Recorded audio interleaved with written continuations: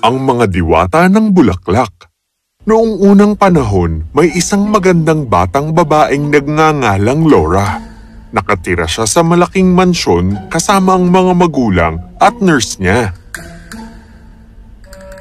Mama, Papa, bagay na bagay po sa akin ang mga laso na ito. Hindi po ba ang gaganda ng mga ito? Masaya ako at nagustuhan mo, mahal ko. Pero wag mo masyadong isipin ang mga ganitong bagay. Bakit po hindi? Hindi ko naman po kasalanan na maganda ako. Ang munti kong manika. Dahil natatakot lang naman kami na lumaki ang ulo mo dahil dito. Lumaki ang ulo ko? Nurse! Si Laura ay inispoiled ng hangal niyang tagapag-alaga. Madalas nitong sabihin sa bata na laging ipagmalaki ang kagandahan niya at ang magaganda niyang mga damit. Nurse! Sinabi sa akin ni Mama at Papa na kapag inisip ko daw masyado tungkol sa magaganda kong damit, lalaki raw ang ulo ko. Oh, hindi, Laura. Sigurado ako na binibiro ka lang nila. Huwag kang mag-alala, Iha. Hindi yun nangyayari sa'yo. Kaya naman dahil dito lumaki si Laura na makasarili at hindi gusto ang sino mang hindi kasing ganda niya. Isang araw sa tag-init, lumabas si Laura para maglakad-lakad sa kanyang hardin. Mayroon itong iba't ibang uri ng bulaklak at para bang isang bahaghari ang biglang nagkalat sa buong lugar. Mga pula at mga dilaw at kulay rosas. Huh? Sino yun? Nang tingnan niya ito, ang pagiging mausisa ay naging mapangmata. Dahil sa malaking bakal na tarangkahan, ay nakasilip ang isang munting batang babae na kasing edad niya. Ang lakas ng loob niyang hawakan ng gate namin gamit ang marumi niyang mga kamay. At mukha siyang nanlilimahid. Hoy! Lumayo ka nga dito! Gulat na tiningnan ng munting batang babae si Laura. Nagagandahan siya sa mga bulaklak at gusto lang naman niya na makita ito ng malapitan. Oh, kamusta? Huwag mo nga akong kamustahin. Hindi ka pwede rito. Umalis ka na. Pero gusto ko lang naman makita ang magagandang mga bulaklak na yun. Para sa akin lang ang magagandang bulaklak na yun. Kaya pwede bang umalis ka na rito? Agad na tumakbo palayo ang kawawang bata dahil nasaktan sa mga sinabi ni Laura. Ang sama naman ng ugali mo, bata. Ha? Teka, saan nanggagaling ang boses na yun? Nilapitan ni Laura ang halamanan na nakatakip sa pinakamagagandang pulang rosas na nakita niya sa buong buhay niya. Tiningnan niya ito ng maigi at laking gulat nang makita ang isang munting diwata na nakasuot ng talulot ng rosas. At mayroon siyang iba't ibang klase ng kulay pula at kuminang ang mga mata niya nang makita si Laura.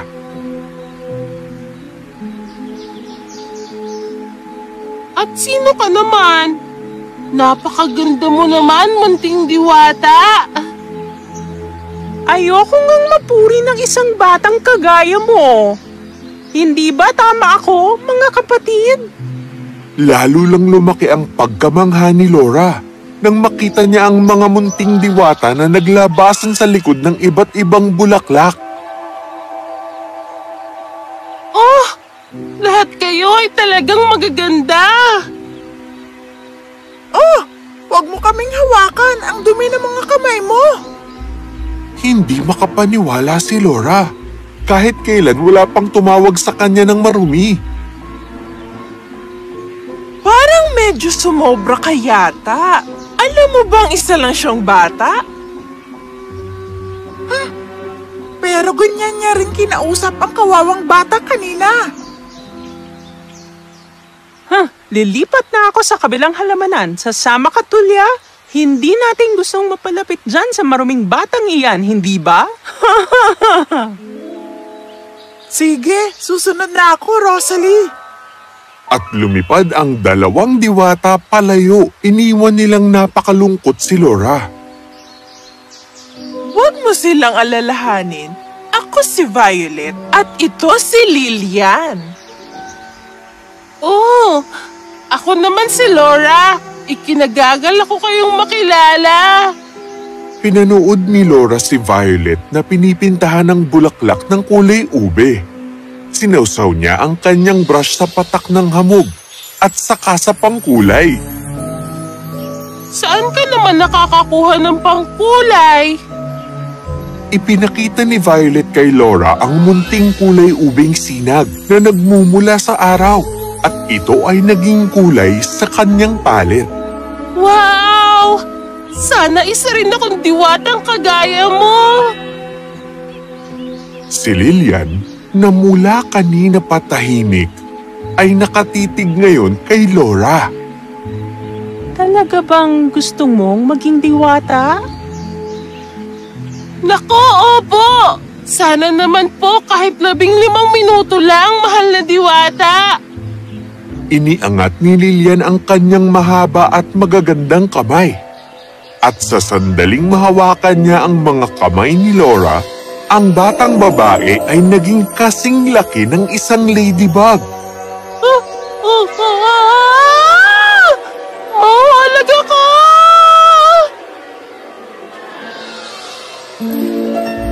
Hindi no, kaming bahala sa'yo. Wala naman akong backpack para makalipad. Iha, ang mga pakpak ay para lang sa mga tunay na diwata. Tara, tayo na't lumipad! Lumipad sila sa hangin, sa itaas ng mga hardin at mga daanan. Talaga namang napakasaya nito! Hindi nagtagal, narating nila ang isang maliit na bahay. Sa loob ay may babae, nakaratay at may sakit. Pinapakain siya ng kanyang anak ng lugaw. Napakarami namang mga hardin na pwedeng pintahan. Bakit pa tayo nandito? Siguro kasi gusto lang namin pumunta dito. Ngayon, Violet, pwede mo ba akong tulungan dito? Naisip ni Laura na panoorin ang pamilya sa loob. Oh, mahal ko.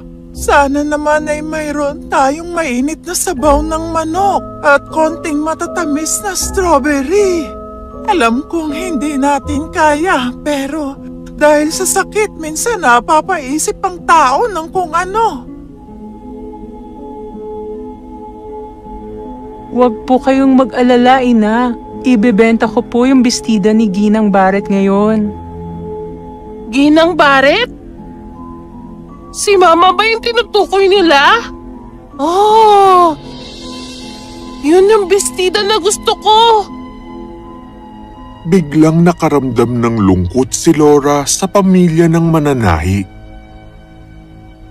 Aha! Hindi sapat ang ibinabayad niya sa'yo, mahal ko. Baka pwede kang humingi ng konting dagdag. Susubukan ko po, Ina. Bahala na po. Basta, ipagluluto ko po kayo ng masarap na sabaw ng manok. At naglakad ang mananahi sa bintana habang patapos na sa pagpipinta ang mga diwata. Ang bango talaga ng mga bulaklak na ito. Ina, iiwan ko lang po ito dito. Salamat, mahal ko. Masaya akong naamoy ang magagandang bulaklak na ito. Ngayon, sa susunod na bahay. Lumipad sila sa mainit na hangin ng tag-araw at di nagtagal nakarating sa isang maliit na bintana na galing sa isang lumat sira-sirang bahay. Hindi ko maintindihan. Bakit ba kayo bumibisita sa mga luma at maruruming bahay? Samantalang madali naman kayong makapagpinta sa magagandang hardin. Sasabihin namin sa'yo pagkatapos. Ngayon, panoorin mo ako. Pinanood ni Laura ang malapit ng malantang halaman ay biglang naging pinakamagagandang violets na nakita niya. Nilagyan ni Lilian ng puti at gintong pulbos na kumikinang kapag tinamaan ng araw. Napakaganda naman ng mga bulaklak na ito. Nang biglang nakarinig si Laura ng parang may nagwawalis sa silid. Yan yung nanlilimahid na bata na tinaboy ko kanina. Walang magulang ang batang yan na nagmamahal sa kanya. Kumirot ang puso ni Laura nang marinig ito. Nagmamadaling lumapit ang bata sa paso ng bulaklak. Oh, ang gaganda niyo talaga! At talagang napakabango niyo pa. Sabi ni Ina na binigay ng Diyos sa atin ng mga bulaklak para pasayahin tayo. Margaret! Nariyan na po! Kaya kami nagpunta rito para bigyan ng kahit sino ng sandaling kasiyahan. Dahil inaalala namin ang iba, Laura. Sana isa na lang akong tunay na diwata para naman magawa ko rin yun. Napangiti ang mga diwata. Nagsimula ng magbago ang puso ni Laura. Alam mo, Laura, mas marami kang magagawa bilang isang tao. Tayo na. Tapos na ang 15 minuto mo. At bago pa niya maintindihan, nagbalik na siya sa dati niyang laki. Nakatayo siya sa harap ng bahay ng kawawang bata. Ang dalawang diwata naman ay naglaho na. Oh, hindi! Paano na ako makakauwi nito? Nang biglang lumabas si Margaret at nagulat nang makita si Laura. Ikaw yung batang nagtaboy sa akin kaninang umaga. Bakit narito ka at wala ka sa maganda mong hardin? Nawawala ako at hindi ako makauwi sa amin. Pwede mo ba akong tulungan? Mabait na bata si Maggie at hindi nagtatanim ng sama ng loob. Hinatid niya si Laura pabalik sa bahay nito. Ako nga pala si Laura. Ako si Margaret, pero Maggie na lang ang itawag mo sa akin. Dito ka ba nakatira? Oo, kasama ko sa bahay ang auntie ko at hindi niya ako gusto kaya hindi masyadong maayos. Pero pinapakain niya ako at nagpapasalamat ako doon. Nagkwentuhan sila hanggang marating nila ang bahay ni Laura. Pakiusap, hayaan mong pasalamatan kita na maayos. Pinapasok niya si Maggie sa kanila at binigyan siya ng masarap na pagkain. Tuwang-tuwa naman si Maggie. Pagkatapos nito, dinala ni Laura si Maggie sa kanyang hardin at sinabing mamitas lang siya ng maraming bulaklak hanggang gusto niya. Humingi siya ng kapatawaran kay Maggie sa inasal niya nung umaga. Ayos lang yun! Pagkaalis ni Maggie, agad na pinuntahan ni Laura ang kanyang ama. Sinabi niya ang tungkol kay Maggie at ang buhay nito kasama ang masungit nitong auntie. Kung gano'n, anong gusto mong gawin ko? Pwede po bang dito na lang siya sa atin? Siyempre, pwede namang dumito siya. Laura, talagang ipinagmamalaki kita. Ngumiti si Laura at sa paglabas ng batang babae, lihim na natutuwa ang ama dahil marunong nang mag-alaga sa ibang tao ang kanyang anak.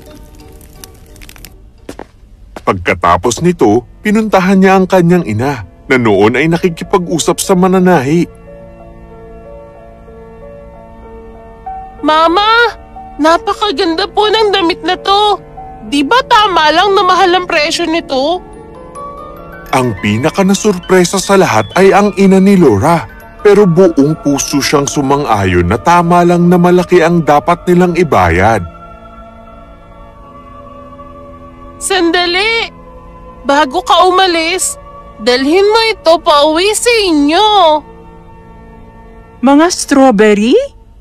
Oh, pero kaya lang, Ito ang paraan ko ng pasasalamat. Masayang ngumiti ang mananahi at umalis ng bahay nila Laura ng masaya. Totoo sa mga salita niya, inimbitahan ng ama ni Laura si Maggie na mamalagi sa kanila. Masayang pumayag si Maggie sa narinig at di nagtagal ay naging mabuting magkaibigan sila ni Laura. Paano ko nagawang maging masama sa ibang tao? Natutunan ni Laura na ang pinakaimportanteng bagay lang na dapat maging maganda ay ang puso ng isang tao. Ito ang aral na hindi niya malilimutan. Tinuruan siyang mabuti ng mga diwata.